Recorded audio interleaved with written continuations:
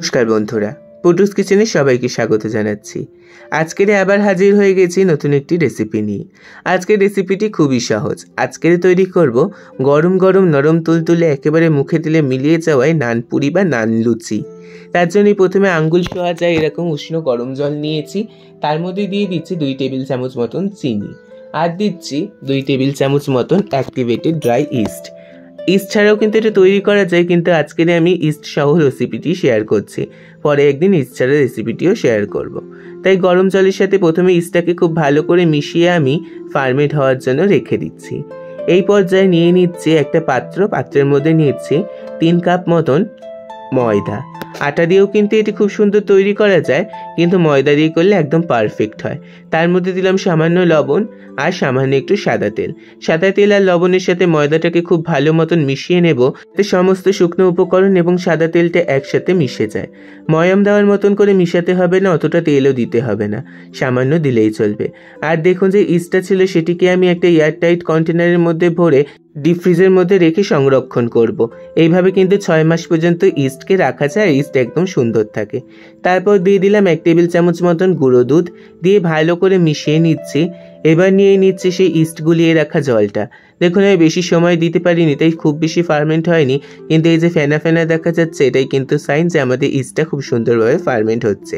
এবার আমরা অল্প অল্প করে নিয়ে ময়দার সাথে মিশিয়ে আমরা রেখে দিলে ইস্টটা কিন্তু সম্পূর্ণ ফার্মেন্ট হয়ে যাবে। আর আপনাদের হাতে যদি সময় থাকে জলটাকে প্রায় আধা ঘন্টা মতন মিশিয়ে রেখে দেবেন। আমি এখানে অনুমান করে জল নিয়েছিলাম, কিন্তু 3 কাপ ময়দা মাখতে আমার এই জলটা লেগেই গিয়েছে পুরোটা। আপনাদের যদি ইস্টের জল বেশি হয় তাহলে একটু ময়দার পরিমাণ বেশি করে নেবেন, তাহলে কিন্তু কোনো অসুবিধাই হবে না। এবার একটা নরম নরম মতন ডো তৈরি করবার হাতের সাহায্যে খুব সুন্দরভাবে মুথে নেব। খুব বেশি মুথবো না, অল্প একটু মুথে নিলেই হবে। তারপরে ওপর থেকে সাদা তেল মাখিয়ে একটু ভালো করে মাখিয়ে নিচ্ছি। ময়দাটিকে মাখিয়ে এবার ঢাকা দিয়ে আমি এটিকে প্রায় আধা ঘন্টা থেকে 45 মিনিট মতন রেখে দেব। অ্যাকচুয়ালি 45 মিনিট থেকে 1 ঘন্টা রাখলে খুবই সুন্দরভাবে ফার্মেন্ট হয়। আমার হাতে টাইম ছিল না, তাই আমি একটু তাড়াতাড়ি খুলে নিয়েছি রেসিপিটি দেখাবো বলে। তাই ময়দাটা খুব বেশি ফার্মেন্ট হয়নি, কিন্তু দেখুন একেবারে নরম হয়েছে আর ফুলেছে বেশ খানিকটা। এতেই হয়ে যাবে। যদি আপনাদের হাতে বেশি সময় থাকে তাহলে একটি গরম জায়গায় বেশ খানিকক্ষণ এটিকে রেখে দেবেন।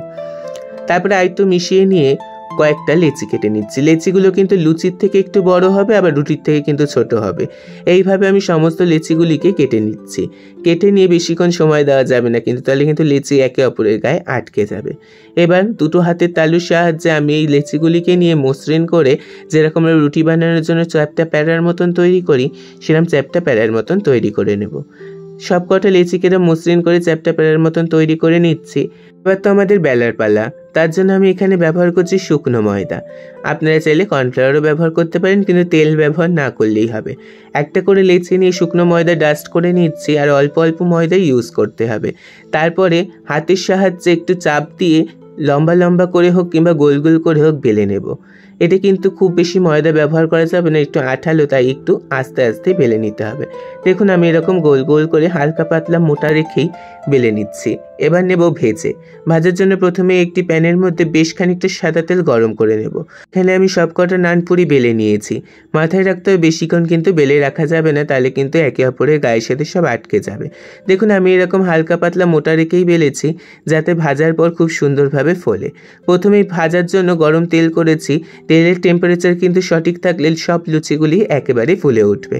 দেখুন এরকম উল্টে পাল্টে একটু চাপ দিয়ে ভাজলে পারে একেবারে বেলুনের মতন হয়ে ফুলে উঠবে। আপনারও যদি ইস্টের কোয়ালিটি ভালো হয়ে থাকে তাহলে কিন্তু প্রত্যেকটা লুচি ফুলতে একেবারে বাধ্য। এরকম উল্টে পাল্টে হালকা পাতলা লাল লাল করে আমি ভেজে নিচ্ছি। এখনও কিন্তু আমার ফ্লেমটা আছে একদম হাইতে।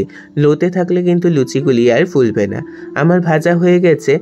এবার এটিকে ভালো করে তেল ছড়িয়ে আমি তুলে রেখে দেব। আপনাদেরকে আরও একটি ভেজে দেখিয়ে দিচ্ছি। আর ভাজতে ভাজতে বলে রাখি, যারা নতুন বন্ধুরা আছেন এই চ্যানেলটিকে প্রথমবারের জন্য দেখছেন, তারা চ্যানেলটিকে প্লিজ সাবস্ক্রাইব করে দেবেন, আর পাশে থাকা বেল আইকনটিকে অন করে অলে করে দেবেন, যাতে আমার প্রত্যেকটি রেসিপি আপনার কাছে সবার আগে পৌঁছায়। দেখুন প্রত্যেকটা লুচি কিন্তু আমার ফুলেছে, আর যেমন নরম তুলতুলে আর তেমনই হয়েছে জালিদার। আর আজকের এই রেসিপিটি যদি ভালো লেগে থাকে তাহলে একটি লাইক করবেন, আর কমেন্টে এসে আপনার মতামতগুলো জানাবেন। আমাদের পারফেক্ট নানপুরি একদম তৈরি হয়ে গেল। আজকের এই পর্যন্তই, আবার দেখাবে নতুন করে রেসিপি নিয়ে। ধন্যবাদ।